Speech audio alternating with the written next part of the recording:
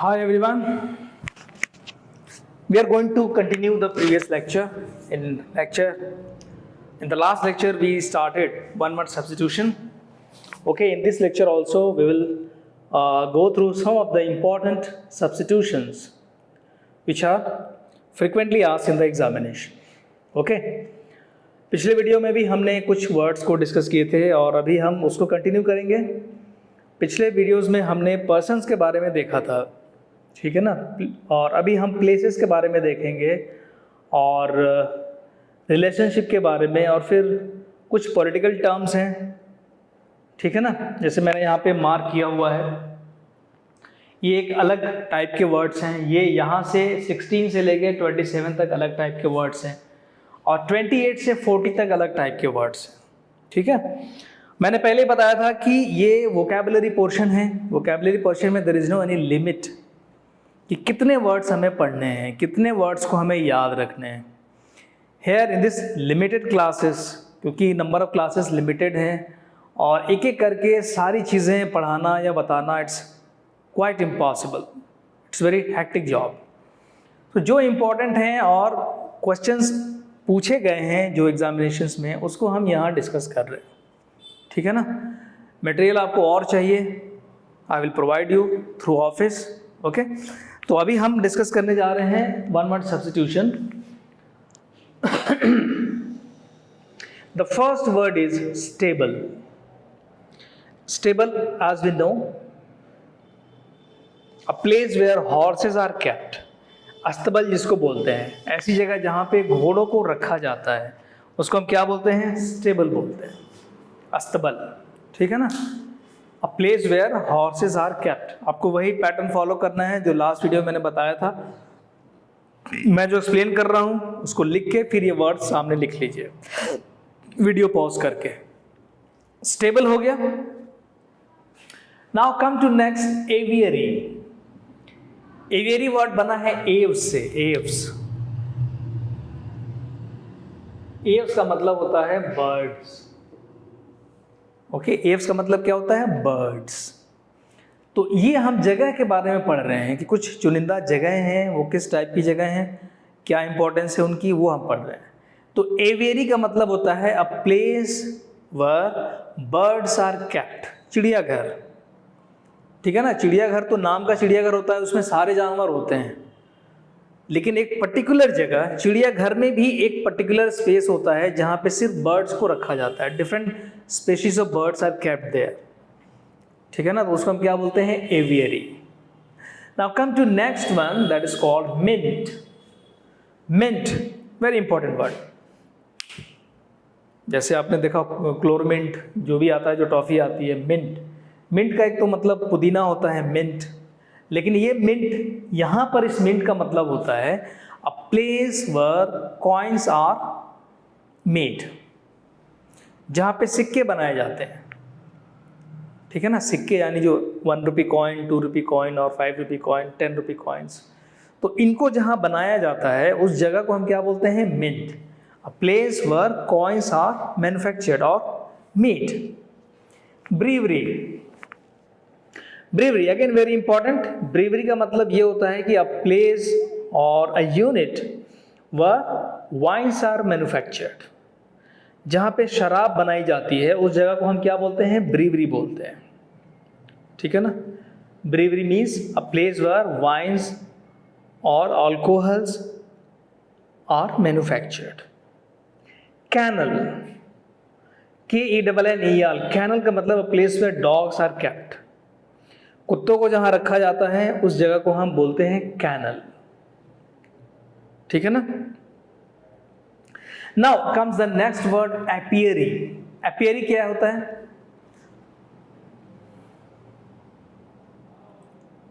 Apiary, ये apiary बीज से रिलेटेड है. बीज,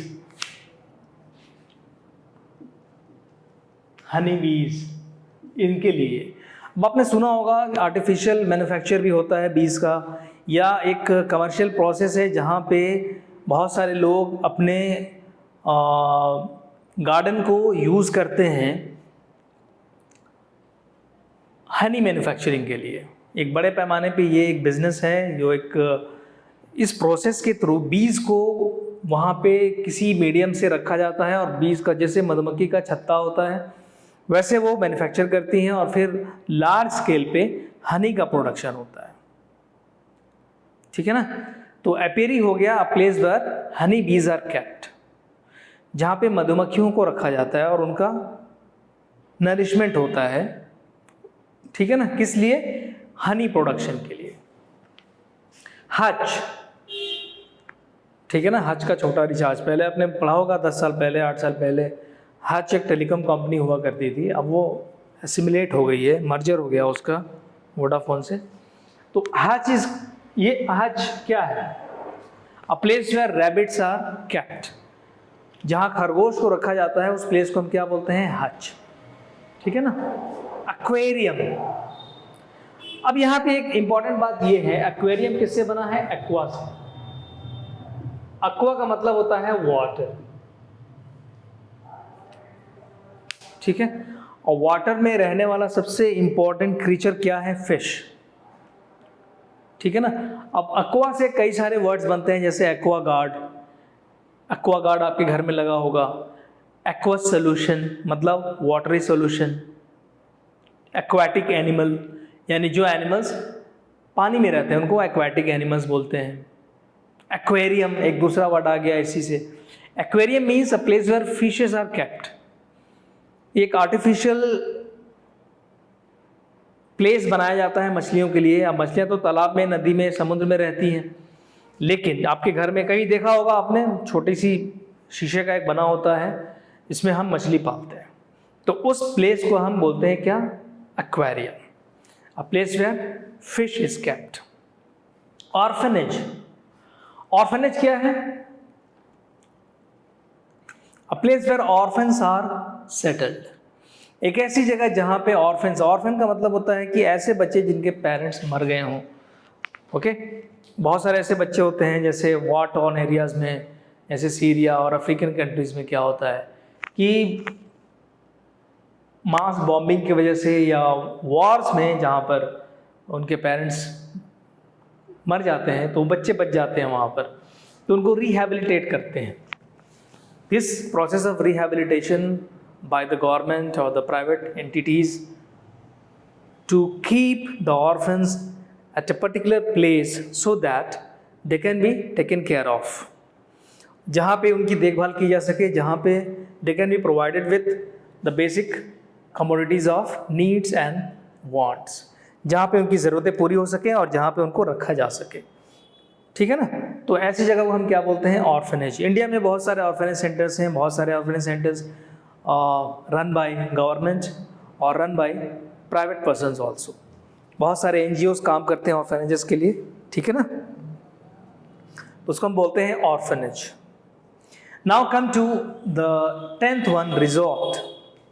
अभी आप लोगों ने सुना होगा राजस्थान में जो MLAs हुए रिबल्स, तो एक न्यूज़ आप लोगों ने कई दिनों तक पढ़ा होगा कि वो लोग रिजॉर्ट में रुके हुए हैं, जैसे बीच एरियाज़ में, गोवा में, चेन्नई में और ऐसे जो कोस्टल एरियाज़ हैं वहाँ पे, जैसे होटल इंडस्ट्रीज़ बहुत सारी हैं, है ना। तो वहाँ पे क्या होता है कि प्लेजर के लिए या टूरिज़्म के लिए बीच बने होते हैं और वहाँ पे जो होटल्स वगैरह होते हैं, लोग वहाँ जाते हैं एंटरटेनमेंट के लिए। ठीक है ना। तो एक्चुअल में इसका मीनिंग होता है a place to get entertainment and pleasure, जहाँ पे बहुत सारे प्लेजर्स का अरेंजमेंट होता है, खुशी और जो भी है। ठीक है ना। उसको हम बोलते हैं resort. Now come to monogamy. Mono का मतलब क्या होता है? मोनो का मतलब होता है वन, और ये गेमी बना है गेमोज से। अभी मैंने बताया था गेमोज का मतलब होता है क्या? मैरिज, शादी। मोनोगेमी मतलब one marriage. In India it is followed monogamy. Most of the countries, in most of the societies, there is custom of only one marriage.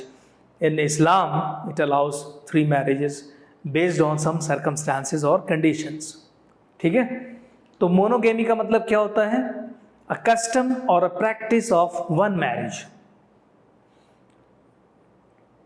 शादी तो एक ही होती है, लेकिन उस शादी में दो लोगों की शादी होती है। जैसे एक बॉय है, गर्ल है, दोनों की शादी हो रही है, तो इसकी भी हो रही है, इसकी भी हो रही है, प्रोसेस तो एक ही है, ठीक है ना। तो मोनोगेमी का मतलब क्या? अ कस्टम और अ प्रैक्टिस, एक ऐसी रिवाज जहां पे एक शादी का सिस्टम हो। पोलीगेमी, अब एक वर्ड आता है पोली। पोली का मतलब होता है मेनी। पोली का मतलब व्हाट? मेनी। पोलीगेमी, पोलीगेमी का मतलब होता है a custom of many marriages, जहां पे एक से ज्यादा शादी करने का रिवाज हो। In Muslim countries, Saudi Arabia and other Muslim countries, this custom exists, ठीक है ना। ये कस्टम एग्जिस्ट होता है वहां पे। जैसे एक आदमी कई शादियां करता है। एक आदमी का मतलब एक मर्द, एक औरत कई सारी शादियां एक साथ नहीं कर सकती, ठीक है ना। ये किसी भी प्रैक्टिस में, किसी भी कस्टम में नहीं है, ठीक है ना। A man can marry 1 or 2 or 3 ladies, ठीक है ना, उसको बोलते हैं पोलीगेमीज, ठीक है ना। हाँ, ये सिस्टम है कि if a woman becomes widow after the death of her husband, then she is entitled to marry another man. दूसरे आदमी से वो शादी कर सकती है, लेकिन एट अ टाइम हस्बैंड के रहते हुए वो दूसरे मर्द से शादी नहीं कर सकती, ठीक है ना। हाँ, एक कॉन्सेप्ट और आता है पोलीएंड्री। ये ह्यूमंस में कॉमन नहीं है, एनिमल्स में कॉमन है। पोली का मतलब मेनी, एंड्री बना है एक वर्ड से एंड्रोज। एंड्रोज का मतलब होता है male. Okay, listen, polyandry, poly means many, andros means male, many male, मतलब a practice in which a girl has different male partners, उसको हम बोलते हैं पोलीएंड्री।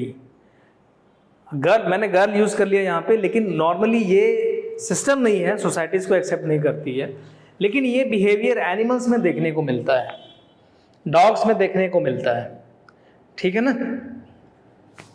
अब वो उसको शादी, जानवर तो शादी नहीं करते, लेकिन ये एक प्रोसेस है, एक फिजियोलॉजिकल प्रोसेस है एनिमल्स में, जिसको हमने यहाँ डिस्कस किया, ठीक है ना। Means a female who has many male partners.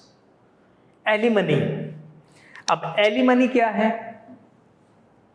अब आपने देखा होगा कई बार जो डाइवोर्स होता है, कपल सेपरेट हो जाते हैं, तो मेल पार्टनर को कुछ पैसे ऐसे कंपनसेशन फीमेल पार्टनर को देना पड़ता है, ठीक है ना। Even if case is going on in any of the courts, then court declares that the particular person, the male, he is entitled, he is obliged to pay an amount to the ex-wife। अब जो divorce के बाद तो वो wife रही नहीं, वो ex wife हो गई, तो इसलिए ये एक प्रैक्टिस है जहां पर मर्द को औरत को कुछ पैसे देने होते हैं as a compensation, so that she can settle herself, she can take care of the kids. तो ये एक प्रोसेस है। तो हम क्या कहेंगे यहाँ पर?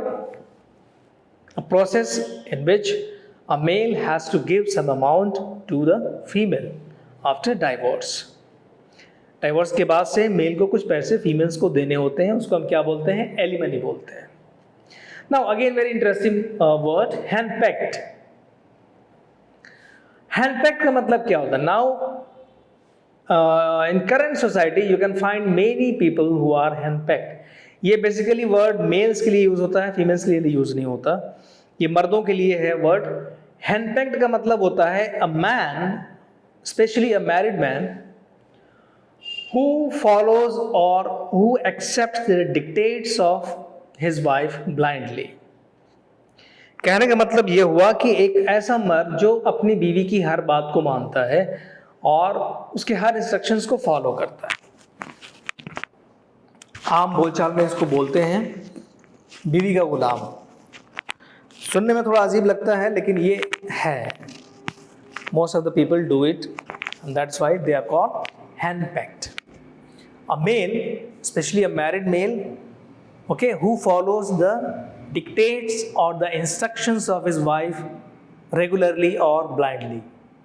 वो बीबी की किसी बात को मना नहीं करता है, वो अगर ये कहे कि यहाँ खड़े रहना है तो खड़ा रहेगा, सो जाओ जाके तो सो जाएगा, means he follows his wife blindly.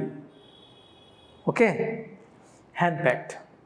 अब दूसरा कलेक्शन है वर्ड्स का, जो यहाँ पे मैंने एक लाइन ड्रॉ किया है, ये एक अलग टाइप के वर्ड्स है, यहाँ पे अलग टाइप का वर्ड्स है। पैट्रिसाइड से शुरू करते हैं। ओके,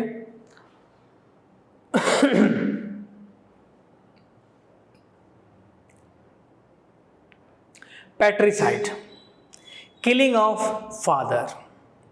अब थोड़ा ये वर्ड्स बड़े खतरनाक वर्ड्स हैं। ओके, मर्डर और क्राइम की बात होगी अब।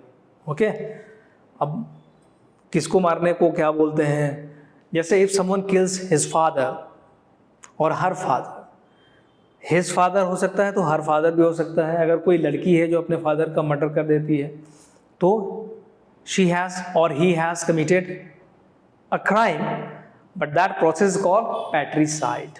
पैट्री means father, cide means murder. CIDE, cide का मतलब होता है मर्डर और टू किल। पैट्री का मतलब होता है फादर, मैट्री का मतलब होता है मदर। ठीक है ना। पैट्रिसाइड, फॉर एग्जाम्पल बहुत सारे वर्ड्स हैं ऐसे, पैटर्नल, पैटर्निटी यानी related to father, paternal property, paternal uncle, जैसे चाचा हैं आपके तो पैटर्नल अंकल हुए, मामा हैं आपके तो मैटरनल अंकल हुए। ओके, क्योंकि ये पैट्री से बनाया वर्ड। पैट्री मीन्स फादर, फादर के साइड वालों को पैटर्नल बोलते हैं, मदर के साइड वालों को मैटरनल बोलते हैं। ठीक है। Matricide, killing of one's mother, ये बहुत कॉमन कॉन्सेप्ट है, बहुत जगह होता है, मेट्रो सिटीज में specially. Most of the children they kill their parents just to own their property. ठीक है ना। Patricide means killing of father, matricide means killing of mother. Fratricide, अब एक टर्म आता है फ्रैट्री। फ्रैट्री का मतलब होता है ब्रदरहुड। फ्रैट्री या फ्रैटर्निटी, पढ़ा होगा आप लोगों ने fraternity. Fraternity means what, brotherhood, equality. तो ये वर्ड है फ्रैटर्निटी। फ्रैटर्निटी से ये वर्ड बना है फ्रैट्रिसाइड। तो फ्रैट्रिसाइड का मतलब क्या हुआ, किलिंग ऑफ वंस ब्रदर, अपने भाई की हत्या कर देना, मर्डर कर देना। Sororicide, sororicide means killing of one's sister, अपनी सगी सिस्टर को किल कर देना, मर्डर कर देना, उसको बोलते हैं सोरोरी। सोरोरी का मतलब होता है सिस्टर। कुछ वर्ड्स इसमें बहुत सारे हैं जो ग्रीक वर्ड से रिलेटेड है, जैसे ये वर्ड रूट्स बोलते हैं हम इनको। इस वर्ड रूट से बहुत सारे वर्ड्स फ्रेम किए जाते हैं। ठीक है। Infanticide, killing of new born baby, जैसे इंडिया में बहुत कॉमन है। Infanticide is one of the relevant reasons of declining sex ratio. Sex ratio गिरने का मतलब यही होता है कि इन्फेंटिसाइड बहुत ज़्यादा हो रही है। जेंडर डिस्क्रिमिनेशन है हमारी सोसाइटी में।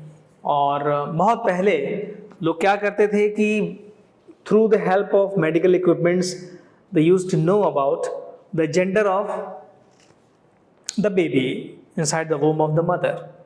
माँ के पेट में बेटा है या बेटी है ये पहले पता चल जाता था। तो अब ये बैन हो गया, इट इज इलीगल नाउअडेज। ठीक है ना। तो पहले क्या होता था कि we used to have a male dominated society, जहाँ पे हम प्रीफर करते थे, और आज भी बहुत सारी सोसाइटी में ये साइकी बनी हुई है कि बेटा पैदा हो। Okay, but nowadays girls are second to none. लड़कियां किसी से कम नहीं है, पढ़ाई में भी आगे हैं, टेक्नोलॉजी में भी हैं, एडमिनिस्ट्रेशन में भी हैं, पॉलिटिक्स में भी हैं, हर जगह आगे हैं वो। ठीक है ना। तो ये मिथ अब हमारी सोसाइटी ने ब्रेक कर दिया है। अब ये मिथ खत्म हो गया है कि ये मेल डोमिनेटेड सोसाइटी है। Nowadays, the government has provided equal opportunity to all males or females irrespective of their social background, their gender, their age, their profession. Okay, so the society has now started to accept both girls and boys equally. ठीक है. Sororicide means killing of sister. Infanticide means killing of newborn baby, infant. अब ये ज़रूरी नहीं है कि infanticide उसी का हो जो न्यूबॉर्न हो, वो अनबॉर्न भी हो सकता है. अनबॉर्न का मतलब कि वो पैदा हुआ नहीं, पेट में है, तभी आप उसका मर्डर कर दे रहे हैं, जिसको हम एबॉर्शन बोलते हैं. Means a process, a medical process through which the pregnancy of a female is terminated prematurely, जहाँ पे न्यूबॉर्न होने से पहले ही बच्चे को पेट में मार देते हैं. That is also included in infanticide, but that process called abortion. ठीक है. पैदा होने से पहले अगर आप उसको किल कर रहे हैं तो वो एबॉर्शन हो गया, पैदा होने के बाद किल कर रहे हैं तो वो इन्फेंटिसाइड हो गया. In both the cases it is illegal. Both process are illegal. ठीक है ना. And it's a severe crime. Regicide. Regi बना है रेक्स या रेजी से, जिसका मतलब होता है किंग. जैसे पहले के ज़माने में क्या होता था, कुछ रिबल्स या कुछ किंगडम के लोग राजा के खिलाफ हो जाते थे, और या किसी साजिश के तहत उस राजा की मर्डर हो, राजा को मतलब मार दिया जाता था, उसको किल कर दिया जाता था. तो वो क्या बोलता है, रेजिसाइड. उसको बोलते हैं regicide, means killing of a king. Parricide, killing of parents. If both the parents are killed or murdered simultaneously, then it is called parricide. Next, 23, uxoricide. Uxoricide means what? Killing of one's wife. अब जैसे it is still prevalent, uxoricide. इसका major reason क्या है? ये एक social problem है. हमारी society में आज भी डाउरी का कॉन्सेप्ट है कि लड़के वाले कुछ पैसे लेते हैं लड़की से या लड़की के घर वालों से, ऐसे dowry. When you are marrying someone, you are bringing that girl to your house. Okay, that girl has left her home, left all her relatives, near and dear ones, and now he is abandoning everything just to live with you happily, just to help you out, just to support you, just to help your parents. Imagine how severe crime it is to ask for money from the parents of a girl. That's why it is considered a crime. Anti-Dowry Act, it prevails. Okay? और इसका major reason यही है कि in Indian society, and you will be amazed to know that, कि शादी भी हो जाती है, बच्चे भी हो जाते हैं, लेकिन 2 साल के बाद, 3 साल के बाद ये पता चलता है कि हस्बैंड ने वाइफ को मार दिया. वाई? कि वो फोर्स कर रहा था कि अपने घर से ये चीज़ें मंगाओ, ये गाड़ी मंगाओ, ये पैसे मंगाओ. तो ये क्या हो गया? Uxoricide. Okay, uxoricide. Suicide, killing one self, अपने आप को मार लेना, suicide. Now days the cases of suicide is increasing. The number of suicide cases is increasing day by day. Now the number of, okay, a number of people have committed suicides. ठीक है ना. तो ये इसका reason क्या है? The major reason of suicide is distress, frustration, stress, anxiety and unsuccessful life. ये आपको लगता है कि आप अनसक्सेसफुल हैं, but you are successful if you are enjoying and availing all the facilities. Okay, you are a student, you are being provided with all the facilities by your parents, then undoubtedly you are a successful man. Okay, anxiety, frustration इसका reason है suicide का. In order to cope with the suicides, you must engage ourselves in creative or productive activities so that we don't have extra time or any other time to think unnecessarily. हमें सोचने का time ना मिले. Remember your life is very precious. आपको लग रहा है कि आप बेकार हैं, लेकिन आपके पेरेंट्स, आपके relatives, they have lot of expectations from you. They want you to be a happy person, to be a successful person. Okay? So don't spoil your life. Don't ever think of this term. Okay? Enjoy your life. Do your responsibility. Okay? Try your best. And I hope you will achieve everything what you want. Homicide. Homicide means killing of human beings. किसी को मार देना. ठीक है ना? जैसे लड़ाई होती है कहीं पर दो गुट के बीच में, या राइट्स होते हैं, तो इसको हम बोलते हैं homicide, killing of human beings. इसका एक एनलार्ज फॉर्म है genocide, mass killing, organised killing. जैसे वॉर में क्या होता है, कई लाख लोग मरते हैं, तो ये क्या है, जेनोसाइड है.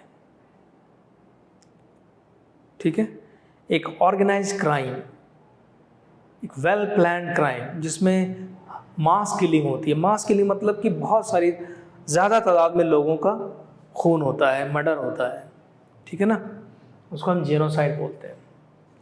Mortuary. Mortuary is a place where dead bodies are kept for identification. अब जैसे होता क्या है कि कई बार जैसे मास किलिंग होती है, या राइट्स हो गए, या अर्थक्वेक आ गया, बिल्डिंग कोलैप्स हो गई, तो इसमें thousands of people die, hundreds of people, thousands of people, इस तादाद में लोग मरते हैं. तो अब क्या होता है कि जो लोग मर जाते हैं और उनका पता नहीं चलता कि ये कौन लोग हैं, किस कम्युनिटी के हैं, तो as per the law they are kept in mortuary. Mortuary मतलब जहाँ पे लाशों को रखा जाता है. अब जैसे दिल्ली में रॉयट्स हुए थे अभी, नॉर्थ ईस्ट दिल्ली में, इन फरवरी लास्ट 28 फेब को, and it is said that it is well planned conspiracy, जो मैं भी मानता हूँ. It's a well planned conspiracy जिसमें बहुत लोग मारे गए. In media reports 50 to 60 peoples were killed, but I think the number would be more than 200 और 300. तो ये भी सुनने में आया कि स्वैपिंग हो गई डेड बॉडीज़ की. स्वैपिंग होने का मतलब यह है कि वो डेड बॉडी किसी और के घर की थी, कोई और आदमी लेके चला गया उसको. ये भी होता है. अभी कोरोना का केस चल रहा है. In many hospitals many people die of corona virus, and when there is non payment of dues they are kept in mortuary identification के लिए. तो ये भी देखने में आया, न्यूज़ में ये भी आ रहा था कि जब डेड बॉडी को ले जाया गया और उसका मतलब लास्ट रिचुअल भी हो गया, उसको जला दिया गया या दफना दिया गया, तो उसके बाद पता चला कि वो लाश तो उनके रिलेटिव की या जो अपने हैं उनकी तो थी नहीं, वो किसी और की लाश ले आए थे. This is swapping. ठीक है, तो ये एक ऐसी जगह है जहाँ पे डेड बॉडीज को रखा जाता है. ठीक है ना, नेचुरल डेथ हो या फिर जेनोसाइड हो. मोनार्की. ना देखिए, मैंने यहाँ पे एक लाइन ड्रॉ किया हुआ है, एक अलग टाइप के वर्ड्स है ये. अब दूसरे टाइप के वर्ड्स आएंगे. अब कुछ पॉलिटिकल टर्म्स हैं यहाँ पर. मोनार्की. मोनार्की मतलब a government by a king और a country where head of the state is a king. राजशाही. अब एग्जाम्पल इसका जैसे सऊदी अरबिया, जैसे इंग्लैंड. इंग्लैंड में दोनों हैं, डेमोक्रेसी भी है और मोनार्की भी है. क्वीन भी है वहाँ पर और प्राइम मिनिस्टर भी है. लेकिन इंडिया में डेमोक्रेसी है. वे डेमोक्रेसी क्या होता है? A form of government by the people, of the people, for the people.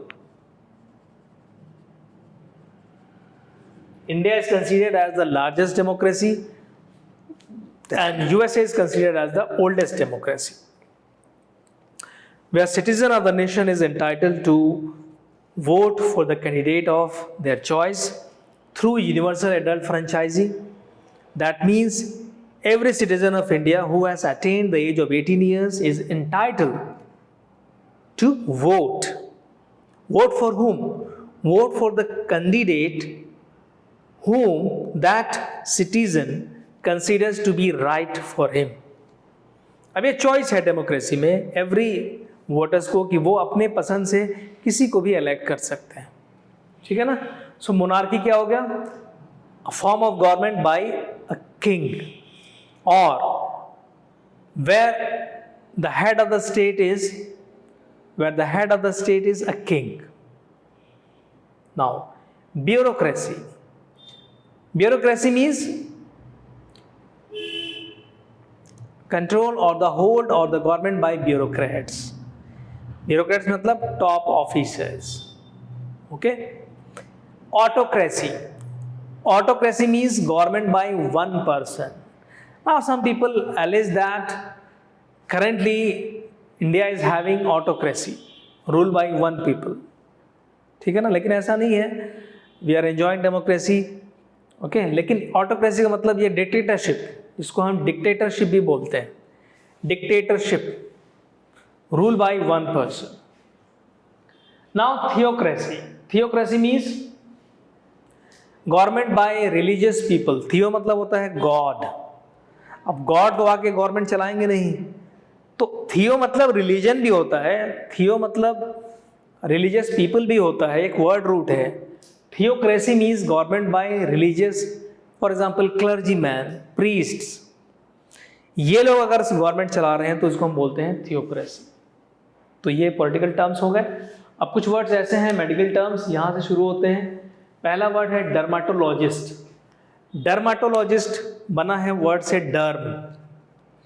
डर्म एक वर्ड आता है, डर्म. डर्म का मतलब होता है स्किन.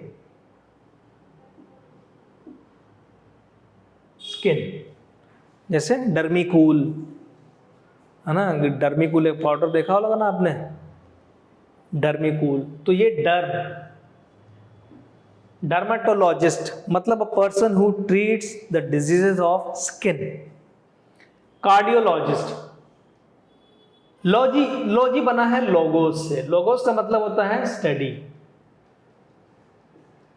वन हु स्टडीज और one who treats the problems of skin, that is called dermatologist. ठीक है ना. कार्डियोलॉजिस्ट, कार्डियो एक वर्ड रूट है जिसकी हेल्प से कई सारे वर्ड्स बनते हैं. कार्डियो का मतलब होता है हार्ट, दिल. ठीक है ना. अब इससे बहुत सारे वर्ड आते हैं. कार्डियोग्राफी, कार्डियक अरेस्ट, जैसे हार्ट अटैक को हम कार्डियक अरेस्ट भी बोलते हैं. ओके. कार्डियोग्राम, आ रही बात समझ में ना. और जो आदमी इस प्रॉब्लम को सही करता है या उसकी स्टडी करता है उसको कार्डियोलॉजिस्ट बोलते हैं. ऑर्थोपीडिस्ट, ऑर्थो का मतलब होता है बोन्स. ऑर्थोपीडिस्ट मतलब a doctor who treats the problems of और डिजीजेस ऑफ बोन्स. आपकी हड्डी टूट जाएगी, आप कहाँ जाएंगे? कार्डियोलॉजिस्ट के पास तो जाएंगे नहीं. आप कहाँ जाएंगे? ऑर्थोपीडिस्ट के पास. पीडियाट्रिस्ट, पीड्स बना है, पीड्स का मतलब होता है किड्स, चिल्ड्रन. पीडियाट्रिस्ट का मतलब a person who treats the diseases of children और the kids. Gynaecologist means a doctor who treats the problems of a woman. Women की फिजियोलॉजी में, वुमेन के बॉडी पार्ट्स में कोई प्रॉब्लम है, जैसे we all know that we are physiological different from females. Females and males both have different physiology, both have different hormonal structures, genetic setup.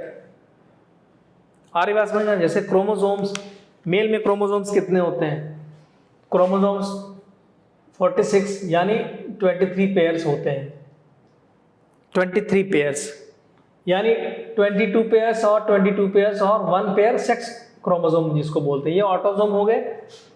Mail में x और Y दोनों होते हैं, फीमेल में एक्स और एक्स दो होते हैं. तो जो सेक्स क्रोमोसोम्स हैं मेल्स में वो एक्स वाई है. वेरिएशन है यहाँ पर, लेकिन यहां वेरिएशन नहीं है. ओके. तो ये एक डिफरेंट स्ट्रक्चर है उनके बॉडी में डिफरेंट हार्मोन्स होते हैं, हमारी बॉडी में डिफरेंट हार्मोन्स होते हैं.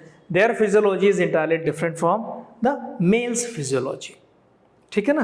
तो कुछ प्रॉब्लम्स, कुछ डिमेरिट्स या कुछ ऐसी चीज़ें होती हैं फीमेल्स की बॉडी में जिसको एक अलग साइंस में स्टडी किया जाता है, इसको हम गायनेकोलॉजी बोलते हैं. और उस प्रॉब्लम को जो डॉक्टर सही करता है उसको गायनेकोलॉजिस्ट बोलते हैं. Pathology, the study of diseases and there reasons.